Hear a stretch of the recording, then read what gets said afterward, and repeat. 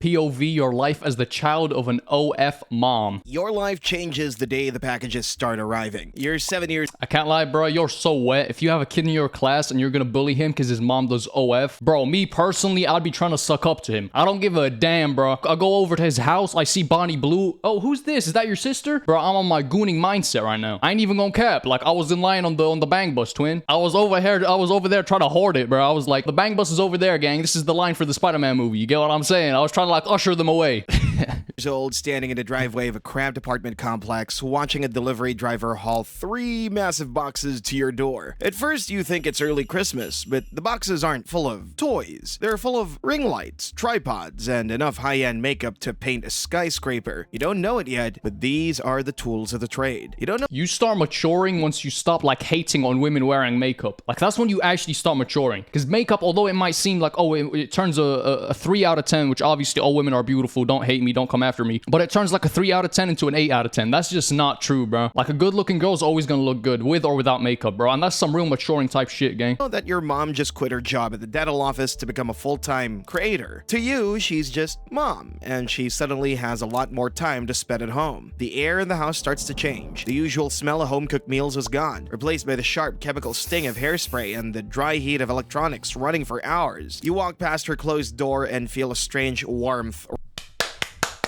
Oh, hell no, Mom. Who is this? Why are there people lined up outside, Mom? Well, why's our new car got bang bus on it, Mom? Hell no, man. See, being the son, like, being at home would be, like, so uncomfortable. But low-key, in class, bro, people would be glazing you, twin. Like, that's one criticism I'll never understand. Oh, your kids are gonna get bullied. No, they're gonna be, like, the most popular kids in school, bro. Like, why are we lying? Like, they're gonna get bullied if they're gonna get bullied anyway. If they're, like, insecure or, like, they have, like, a weak personality. But if they're, like, an outgoing person, they're like, bro, yeah, like, or maybe it's not something to brag about, but you get what I'm saying, though. Radiating through the wood, almost like the room itself has a fever. Sometimes you find a stray sequin on the carpet, looking like a bright fish scale in the hallway light. You pick it up and wonder what kind of conference call needs glitter, but when she finally emerges, her face is hidden under a mask of makeup so thick that it almost looks I thought it was gonna be something else. I'm gonna keep it. Was it just me, bro? like porcelain. The apartment doesn't stay small for long. Within 6 months, you're moving into a house with a pool and a kitchen that looks like it belongs in a magazine. Mom tells you she's a social media manager, and because you're a kid, you believe her. It makes sense, considering she's always on. That's like when TikTokers say they're influencers. Buddy, you're influencing no one. You're influencing little idiots to do the renegade, gang. Like, you're not an influencer. On her phone. You get used to the do not disturb sign hanging on her bedroom door for hours every afternoon. She tells you that she's on important conference calls, so you learn to play video games with the volume muted. The house is quiet except for the faint muffled sound of her laughing or talking in a voice that sounds slightly higher than her normal one. It's a performance, but you're too young to recognize the script. But then you hit middle school, and the world starts to leak through the cracks. You're sitting at the back of the bus when a kid 3 grades above you shows you a screen. It's a blurred thumbnail on a website you've never seen, but you recognize the kitchen. You recognize the marble island where you eat your cereal every morning. The kid laughs and asks if your house is always that clean, and you feel a cold shiver run down your spine. I mean, to be honest with y'all, it is like a family problem, but you know how many people have family problems? Like, people's dad left, people's mom is like a stripper. Like, nobody has the stereotypical American happy family. Like, that just doesn't really happen. The nuclear home, that rarely ever happens. Like, yeah, they pull up a picture of your mom doing OF. Like, buddy, who just got a divorce? Like, yeah, you get 2 presents on Christmas, don't you, huh? You get 2 presents? Of course, it's nothing to laugh at, but like, why are we making fun of other people's situation, bro? You don't answer him. You just stare out the window, realizing that for the first time, the conference calls weren't for a marketing firm. The air in the bus suddenly feels too thin to breathe, while your ears start to ring and the roar of the engine turns into a dull hum. The Marble Island went from a place of innocence where you eat your cereal to a stage that's been broadcast to thousands of people. You think about the messy crumbs you left there this morning and thousands of people. She's live streaming on Twitch. Yo, I can't lie. That's bad. I can't even lie. I'd rather like OF. Like, no disrespect to Amaranth, bro, but like, your mom live streaming that shit? Hell no, bro. Like, even within OF models, there's like categories. There's the type that like don't do like scenes with other people. There's the type that don't do live streams. They just post like thirst traps on OF. OF. Like, there's level to this shit. Like, let's not cap. But you know what's so disturbing? Once they, like, try leaning into, like, a more kinky audience, I guess. Like, you heard about, like, that one OF woman that was a teacher. She used to do OF content at schools. Like, that is disgusting, bro. Like, what sort of audience are you leaning into? Like, the FBI should start doing that and just, like, catch everyone involved. Who's paying for that shit? Who gets turned on by that? Like, that's disgusting. Feel a wave of nausea. Every tile in your kitchen now feels like it has a camera lens hidden behind it. You look at your own reflection in the bus window and wonder if you've been a background character in a story you've never actually watched. The realization doesn't happen all at once. Rather, it builds like a slow-motion car crash. You start noticing the way people look at your mom when she drops you off at school. The other moms stand in a tight circle, whispering and turning their heads away when she waves. The dads are different because they either look at Yo, the dads, bro. The dads got their eyes on the prize, gang. Like, I know damn well your dad would cheat on your mother with this OF girl, bro. Like, stop the cap, gang. And if you know who she is, like, if your parents know who she is, that's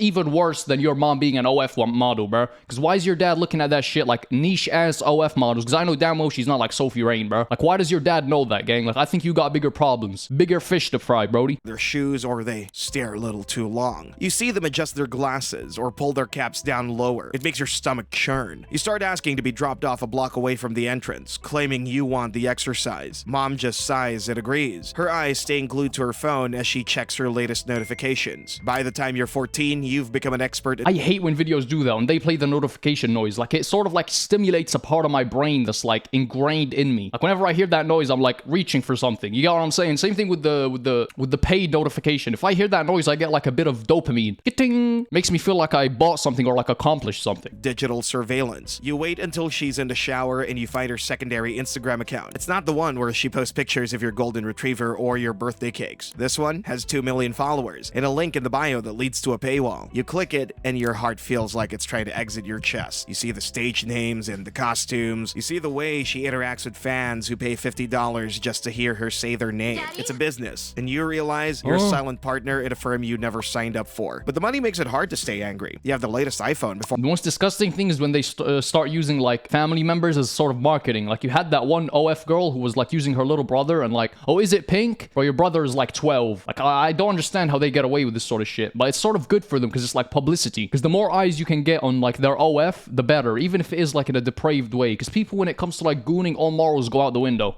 Like, they start thinking with the head that's down there, not up here. Like, you know how disgusting that is as a marketing tactic? Like, getting your little brother involved? Or anyone else in your grade. You have a closet full of designer sneakers that your friends drool over. It's a weird trade-off, like you're being paid hush money for a crime you didn't commit. You start to feel like an accomplice. When she asks you to help her move a velvet couch into the studio room, you do it without a word. You help her set up the backdrops. No. You even learn how to adjust the lighting so there's no shadows on the walls. You're the technical director for a production that you can never tell your teachers about. One day, the reality of it hits home in a way you can't ignore. You're at a high school football game, sitting in the bleachers with a girl you really like. Her dad is the coach, a guy who talks about character and integrity. Like The coach's daughter, especially if you ever did boxing or like any sort of martial arts, like sometimes it's sort of like a scene out of a movie. They like bring their daughters or like whatever and they're like helping out. Bro, everyone had a crush on her. She could be so chopped. Everyone had a crush on the coach's daughter, bro. She would be like the one handing out like water bottles and like towels and shit. But you know damn well if you even tried anything, you'd actually get like 50 different sweaty dudes just beating the fuck out of you like your body blue, gang. they were the only things that matter. He walks over to say hello, but then he sees your mom walking towards the concessions. He freezes, and the look on his face is one of recognition, not of disgust. He knows her, but he knows her from the screen. He looks at you, then back at her, and then the conversation with the girl just dies on the vine. You realize that your social life has a ceiling, and you've just hit it. You feel exposed standing there on the I don't think girls would be pissed off about that. I don't think any girl would reject you because your mom does OF. Am I tripping? Like, I think, yeah, guys that don't mess with you, that would already make fun of you, are gonna use that against you, but at the same time, I don't think people that would otherwise be friendly to you would ever, like, not be friends with you because of it. the bleachers, as if the stadium lights are searching for you specifically. The look on the coach's face is a heavy weight that settles in your gut, being a silent recognition that strips away your name and replaces it with a dirty secret. You watch the way he quickly looks away, his face turning a shade of red that matches the team's jerseys. The girl you like is still talking, but her voice sounds like it's coming from underwater. It's clear that her house will never be a place where you're... That is so real. It is so real. If you have ever been in a high-stress situation and someone's talking to you, or like, I don't even know what you're saying. Like, for example, if you're in a situation where you're about to get attacked, or for example, you're in a conflict. Like, I'll give y'all a situation. I was in a conflict with like 2 people, and I'm making it sound like it was like some Sylvester Stallone-ass situation. It wasn't really that deep, but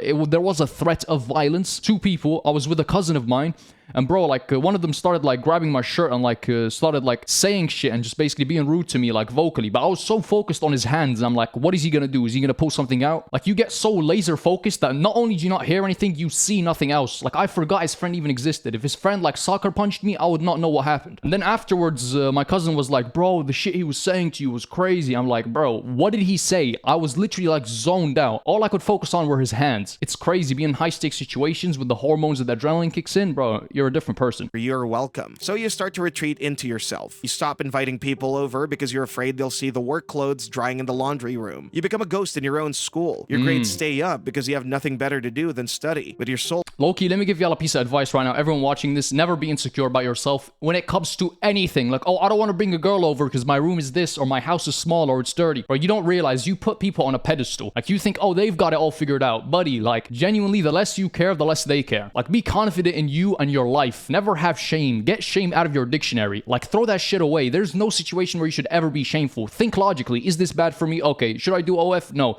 Shame should never be a contributor. Be confident. It feels like it's being sanded down. You watch your mom buy a new German SUV, and you wonder how many subscribers it took to pay for the leather seats. You start calculating the cost of your life in terms of clicks and views. It's a depressing math, and you're the only one doing the equations. But then comes the fan incident. You're at the grocery store, grabbing a gallon of milk, when a man in his 50s approaches your mom. The man smells like stale cigarettes and a sour, nervous sweat, with a greasy sheen on his skin that makes your stomach turn. When he looks at your mom, his eyes are wide and fixed, like he's staring at a screen instead of a human being. His hands are shaking as he reaches out to touch her arm. He calls her by her stage name, Lexi, and tells her that he's been a top subscriber for 3 years. You feel the icy condensation of the milk jug soaking. Yeah, this is the moment where you realize they don't actually, like, they don't visualize the people that are watching the content. Like, if they actually knew the type of people who were watching the content and what they were doing, they would stop the next day. It is repulsive. Like, the type of people to pay for that shit is, like, disgusting. Like, everyone's gooned before. Everyone's on the hub, like, at some point in their life. But being so down bad that you would genuinely pay for it, like, oh my god, bro. You must be, like, genuinely got nothing going for you. Straight chud activities. Like, being so parasocial, you're, like, donating money so she recognizes you. Buddy. Oh my god, you've never felt a touch of a woman, have you, bro? I know one of y'all watching this has done this shit. Like, one of y'all, probably this video in the future is gonna get millions of views because I'm gonna be famous. One of you watching this, at least one of you has done this, bro. Like, you need to change your life, man. It's never too late. Through your shirt, and it's the only thing that feels real. His voice is a wet, desperate rasp that makes your skin crawl. He says he feels like they have a real connection. You see the terror in your mom's eyes. The moment the digital wall crumbles and the real world rushes in, you step between them, even though you're only 15 and the guy is twice your size. You tell him to get lost, and your voice sounds deeper than you thought it could. The drive home is silent, but it's a heavy silence that fills the car like lead. Mom's crying, but she's also checking her phone to see if anyone caught the interaction on video. She's worried about her brand. You then realize that the persona has swallowed the person. She has become a digital asset that needs to be protected and managed. You feel a wave of pity for her, which is almost worse than the anger. She's trapped in a loop of validation and cash, and she doesn't know how to get out. However, life goes on because it has to. You graduate high school, and she offers to pay for any college you want. No loans required. It's a golden... I mean, W mom, like, obviously she's doing something that could negatively affect her son, but at least she's, like, not throwing him, like, away. Like, yeah, if you're gonna compromise on, like, a lot of things for money, like, I appreciate you paying for my college, for example. Like, at least the money's going to a good cause. Like, the means that you got the money were, like, negative to say the least, but hey, paying for your son's college, that's always gonna be a good thing. Pick it, but it feels like it's covered in grease. You pick a school 3 states away, somewhere no one knows your last name. You want to be a person who isn't the son of that lady. You want a life that isn't backlit by a ring light. So you pack your bags, and she gives you a hug that feels more like a PR move than a goodbye. She's filming the whole thing for a heartfelt vlog about her son going to college. No, she's not using you as sort of role play before she gets plowed by 3 dudes, bro. Hell no. Okay, I take it back, bro. This is a PR stunt? Come on, dude. There's no way there's no way people are that cold-hearted. Like, just because you're an OF girl doesn't mean you just suddenly turn into sort of like a gargoyle, bro. It's people in desperate situations. No one is this desperate, though. If you're already making millions, there's no way you're recording this. Hell no. One day, you're sitting in your dorm room, and you get a notification. information. It's a news article about a massive data leak from the site she uses. Thousands of real names and addresses have been posted online. You call her immediately, but her phone goes straight to voicemail. You see the headlines starting to pop up on Twitter. People are making lists. They're finding the moms and teachers and neighbors who have been living double lives. You feel like the floor is dropping out from under you. This isn't a secret anymore. It's a public record. The fallout is fast and brutal. You see the comments on her Instagram, people calling her names that make your blood boil. You see the trolls finding your own social media accounts, posting screenshots of her work in your mentions. You have to delete everything. You have to become a digital nomad, jumping from one alias to another just to have a conversation without being harassed. You realize that the freedom that money bought was just a different kind of prison.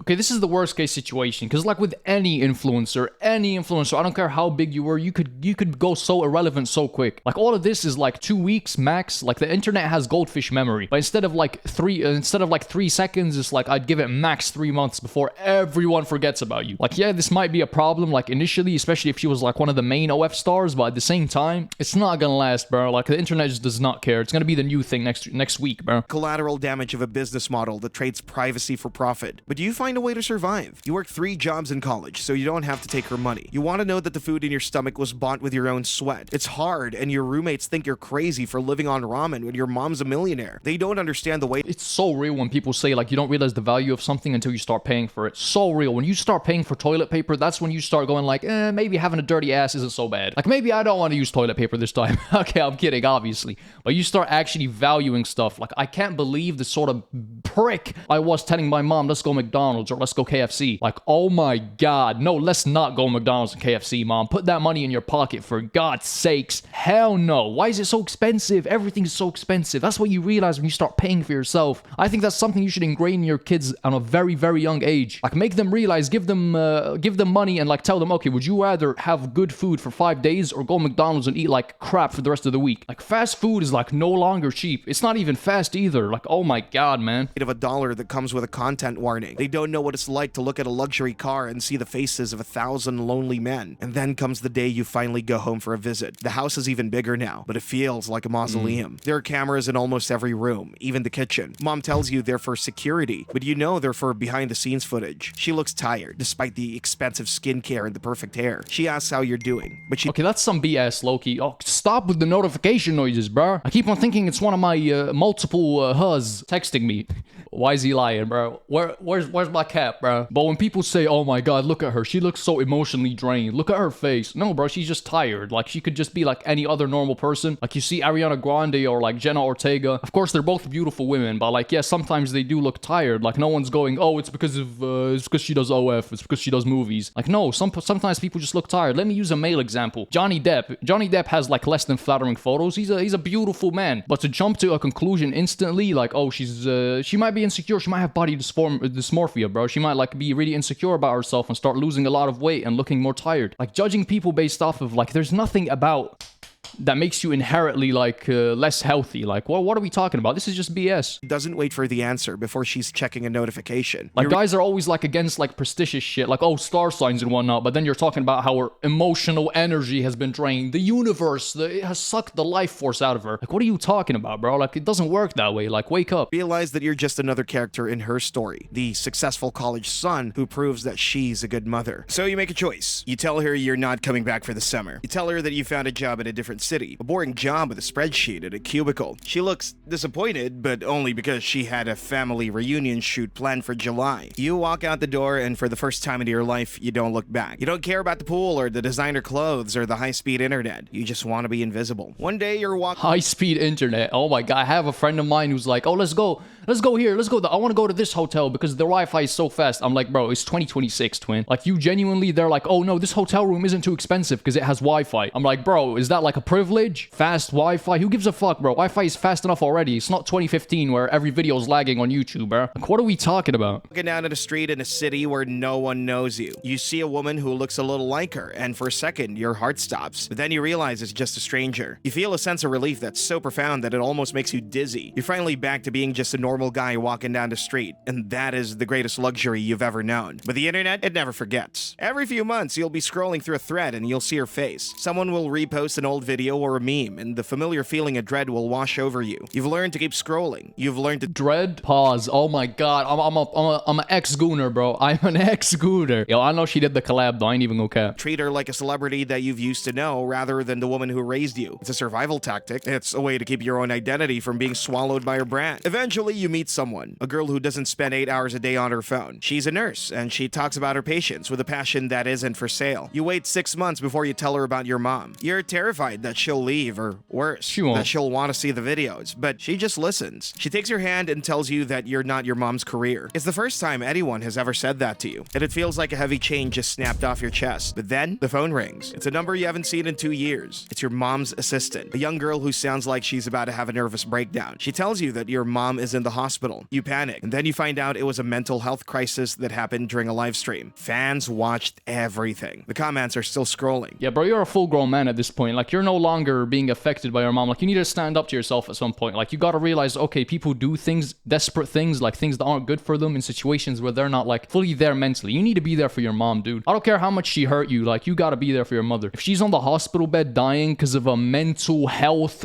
crisis, you need to be there for her, man. Because people are, like, going through shit. Everyone goes through shit. Like, if someone hurts you, you gotta, like, even if they have hurt you so deeply, gotta sometimes step back and be like, what were they thinking? Because every single one of us has done something that's hurt someone else. And it might not be out of pure hate. It might be just out of, okay, I'm in a desperate situation right now. Like, I'm not fully there mentally. Always be there for people, even when they've hurt you. Even if you're getting bullied by a kid and you see him crying in the playground, go up to him, bro. That's the best way you can connect to people. When they're vulnerable and they need somebody and they find out that, okay, this kid that I've been doing wrong, like I've been treating wrong, is there for me. He actually cares about me. Don't have hatred in your heart. Never be the type of person who's bitter. We're all humans, man. It's all our first time living. Thousands of people debating whether it was real or just a stunt for engagement. You realize that even her lowest moment is just more content for the machine. You go to the hospital, and for the first time, there are no cameras. There are no ring lights. There's just a tired woman in a thin gown, looking at a wall that isn't a green screen. She looks at you, and for a second, the mask slips. She doesn't ask about your job or your girlfriend. She just asks if you're okay. You realize that she's been drowning in the shallow end of the pool for a decade, and she finally hit rock bottom. You stay with her for 3 days, and for those 3 days, Damn. she's just mom. However, the world doesn't stop. The tabloids pick up the story. They run headlines about the downfall of an icon. They use pictures of you from when you were a kid, blurring your face, but not enough to hide who you are. You see the cycle starting all over again. The voyeurism, the judgment, the endless hunger. At that point, you got bigger shit to fry, man. I don't care. Like, y'all can hate me all you want. Of course, my mom never would even think of doing something like this. Like, I had a great mom, great dad. They were never in a situation that was so desperate to do something like this. But at the same time, that would be the last of my concern, bro. Like, my mom's in the hospital. She's mentally, like, dying. She, like, hurt herself because of, like, having a mental breakdown. Like, that's insane. That's my last thing I could worry about, bro. Like, it feels so good once you, like, actually start, like, caring for people, man. Like, when you care for people, you also care for yourself. Like, you protect your energy. I know I was just spending half an hour talking about, like, but genuinely. For a peek behind the curtain. You realize that as long as she's famous, you'll always be a part of the show. So you make a deal with her. You tell her that you'll help her get better, but she has to delete the accounts. She has to walk away from the millions of followers and the mountain of cash. She looks at you like you're asking her to cut off an arm. The brand is the only thing she has left. It's her identity, her bank account, and her social life all rolled into one. She says she'll think about it, which you know is a polite way of saying no. One day you realize that you can't save someone who doesn't want to be rescued. You leave the hospital and you get on a plane. You go back to your boring life and Oh my god, that is so facts. You can't save someone that doesn't want to be rescued, bro. This is straight wisdom. Like, that's so real, though. It is so real. Like, sometimes you're trying to give someone advice, but if they don't want to receive that advice, you're just hurting your relationship with them. Like, sometimes you gotta... People come with flaws sometimes, and you can't help it. My light just turned off, bro. Fuck it, this is too gold of a rant. I'm not asked, bro. But, like, genuinely, some people just don't want to be saved. Like, do not sacrifice your relationship with someone to, like, try and change them. Like, people are their own thing. Stop trying to mold everyone into this perfect human being. Some people are, like, flawed. We're all flawed, man. And if they're not being receptive to your criticism, try once, try twice, and then you just gotta realize they come with a package. Yeah, there's gonna be a negative side to them, but if you don't enjoy their company, even with that negative side, then hey, man, it's how it goes. your boring job. You set her flowers on her birthday, and she posts a picture of them with a caption about family being everything. You don't comment, you don't like the post. You just turn off your phone and go for a walk. The funny thing is, people still think it's a dream life. They see the fancy cars and vacations and think it's a lottery win. They don't see the way it hollows you out. They don't see the way it turns every memory into a potential transaction. You've learned that the most valuable thing in the world is simply a quiet dinner with a person who isn't recording the conversation. You're 25 now, and you've finally managed to build a wall around your life. You've changed your last name legally. You don't have any public social media profiles. You're a ghost in a world 8-year-old that's obsessed with being seen. Sometimes See, I know, like, I can't put myself exactly in his shoes, but changing your second name, like, you gotta own some shit sometimes. Like, I've literally said, don't live your life in shame, and it's facts. Like, you gotta embrace the bad sometimes. Changing your second name, I don't think that was the right course of action, but as I said, I can't put myself in his shoes. you'll be at a party and someone will mention a famous creator, and you'll just nod and smile like you have no idea who they're talking about. It's a lie, but it's a lie that keeps you sane. But then you see a kid at the park. He's about 7 years old, and he's holding a phone for his mom while she dances in front of a fountain. No. He looks bored. His eyes are tracking the dogs playing in the grass while he tries to keep the camera steady. You see Yo, having your 7-year-old hold up your phone while you're doing OF content, where is CPS, bro? Like, genuinely get Child Protective Services on her ass quick. That is repulsive as a mother, wanting your kid to be involved in that, even if they don't realize it. Like they were part of this. Like, they were part in something which is, it's negative. Like, it comes with positives, but it's also a negative thing. Like, having that out there for anyone who ever wants to criticize your kid and him feeling like he was part of it. Like, that's just it's gonna, like, ruin him mentally. Self in him. You see the beginning of the cycle. The moment the child becomes a tripod, you want to walk over and tell him to run. You want to tell him that the likes aren't worth the life he's losing, but you don't. You keep walking. You know that he has to find his own way out of the frame. You know that eventually he'll realize that the do not disturb sign isn't for the conference calls. Damn. He'll find the accounts and the comments and the fans who know this house better than he does. He'll have to decide if he wants to be a character or a person. It's a choice that every child of the internet has to make, and it's a choice that usually comes too late. The sun is setting. We talk about, like, OF models, but also, like, kid creators. Like, sometimes they go through their own, like, mental breakdowns. Like the girl from Sis vs. Bro. I think she's, like, a lot older now, so I can, like, comment about it without being, like, worried. But, bro, she turned into, like, some punk rock star for a bit. Jojo Siwa. Like, it seems like there's a trend here. Like, a girl who is a teenager who has to put this facade as if she's perfect and this, like, lovey-dovey, buy my bows, do this, buy our slime. I can only imagine the sort of way that affects their upbringing and the sort of way that affects their mental. And I can't imagine my parents being, like, influencers. Like, oh my god, guys, look at the food. Look at the food I made my kids. We had, like, I have this one auntie who, like, bought her kids a PlayStation or, like, an Xbox, and she started recording it and posting it on Snapchat to, like, 2 people. And it's just, like, some things don't need to be recorded. Like, it makes it feel like every interaction you have with that parent is for something. And that's a really bad thing. Your time shouldn't be something that's just for the internet. And the park is getting quiet. You find a bench and you just sit there, watching the sky change colors. There's no filter, no editing, and no one's watching. You realize that this is the only content that actually matters. The moments that aren't shared, the feelings that aren't monetized. You feel a sense of peace that doesn't need a caption. You're not the son of an OnlyFans mom anymore. You're just a man sitting on a bench. And for the first time in your life, that's more than enough. And then your phone buzzes in your pocket. It's a text from a number you don't recognize. You hesitate. Your old paranoia flaring up like a pilot light. You open it, expecting a troll or a fan who found your new number. But it's just your mom. It's a picture of the sunset from her balcony. There's no caption, no hashtags, no link in the bio. It's just a picture. And you look at it for a long time. And then you put the phone back in your pocket. You don't reply. You just sit there in the fading light, finally realizing that the only way to win the game is to stop playing. Oh my god, it's true. Sometimes you just gotta let go, man. You gotta embrace it sometimes. Not necessarily support it, but be like, yeah, this is my life. And what? We've all got our own problems. Anyways, man, if you guys enjoyed, subscribe. I love every single one of y'all. And yeah,